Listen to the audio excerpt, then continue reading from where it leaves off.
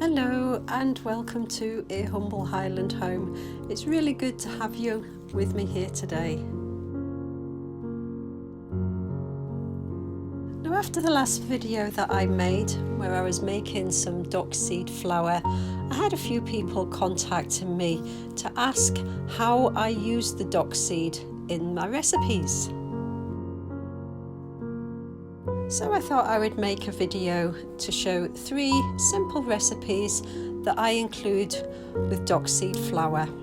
Now, one of my recipes is still very much work in progress, but experimenting is just part of the fun, and it's best just to find out what works for you. Now, I would much prefer to grind my flour. However, I don't have a grinder, so I make do with my stone pestle and mortar to get a lighter flour consistency, especially when making bread. I do have a grinder on my wish list, so if you do have any recommendations of which one to purchase, then please let me know in the comments below.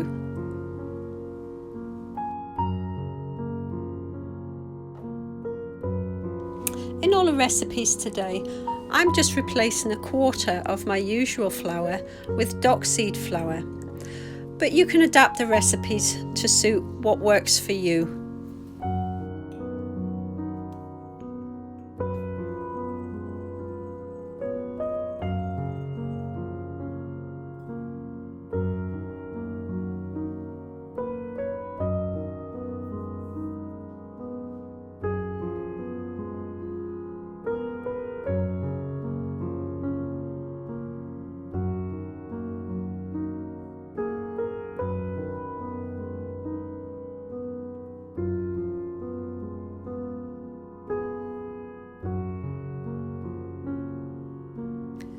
This is wholemeal bread that I'm starting off here, just made on the work surface, just like in my grandma's day.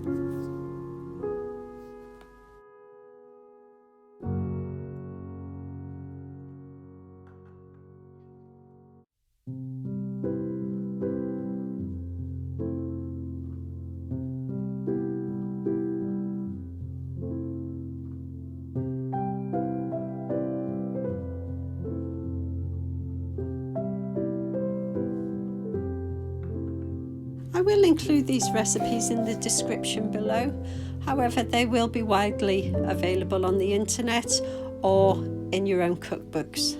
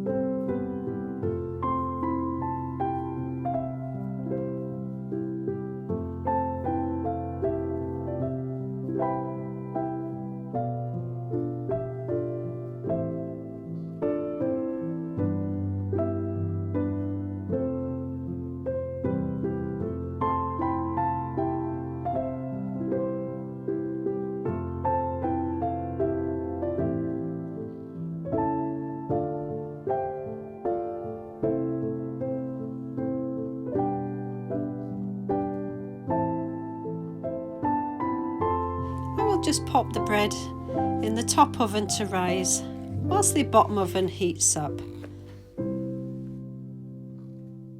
I try to time making of the bread when I've got other things to cook in there as well, because most of the energy is used when you're actually heating the oven up.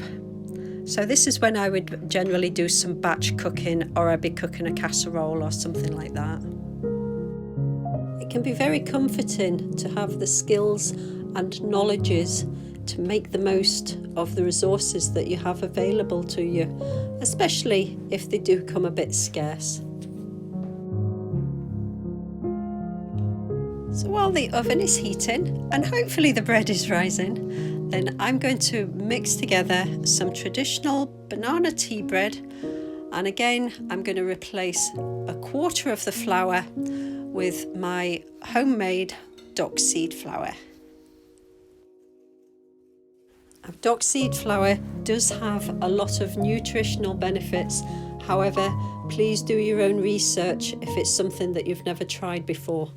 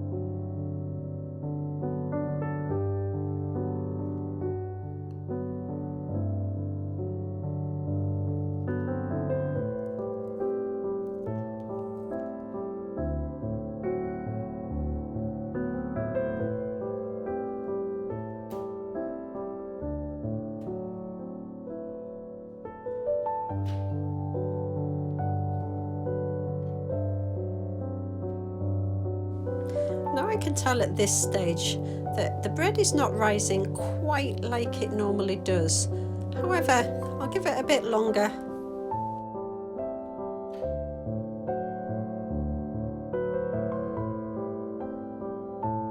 So while the banana tea bread is cooking, I'm going to crack on and make the chocolate brownies. Now this is a recipe that I found online, so I will try and find it again, and I will link it below if I am able to find it, and if not, I will apologise to whoever's recipe it is.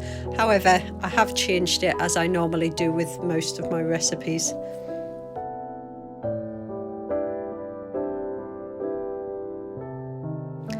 In the recipe it does state to use maple syrup. However, I find honey works just as well, and that's all I had, so that's what I used.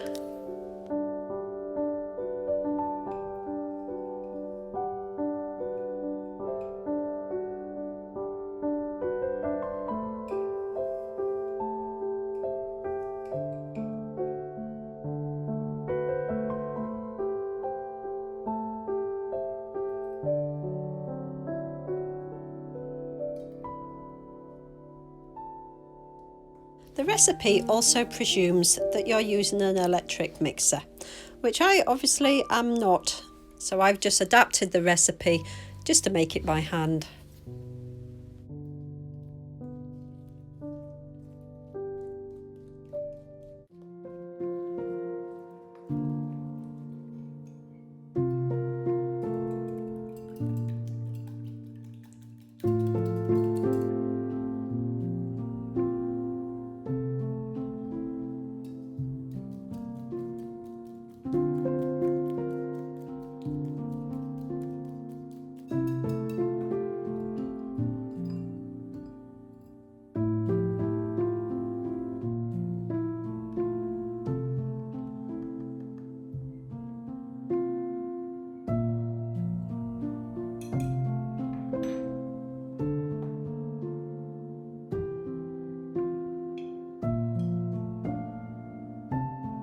You can see there on the table that I've got my handwritten book of favourite recipes.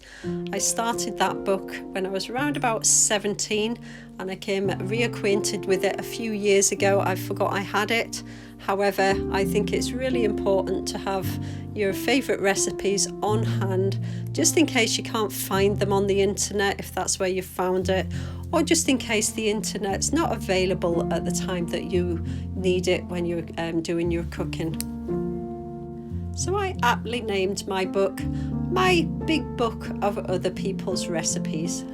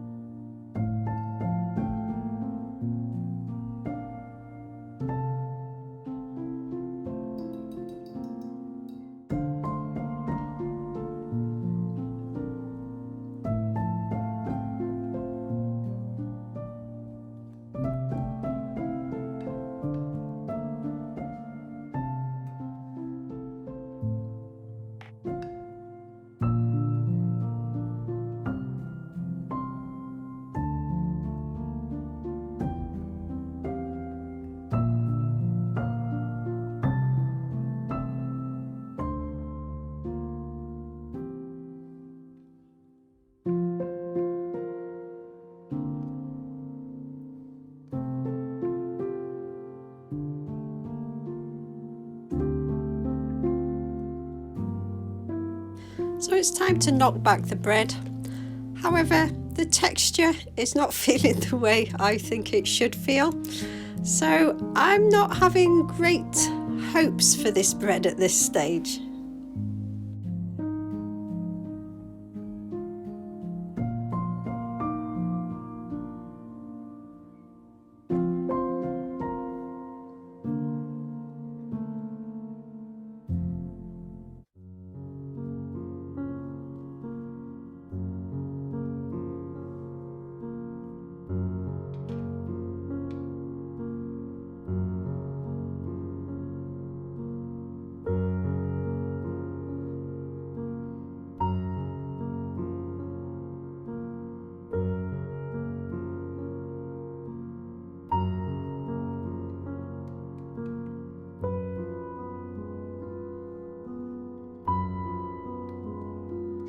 So the end product is yummy chocolate brownies, banana tea bread and some wholemeal bread, all using 1/4 Dockseed flour.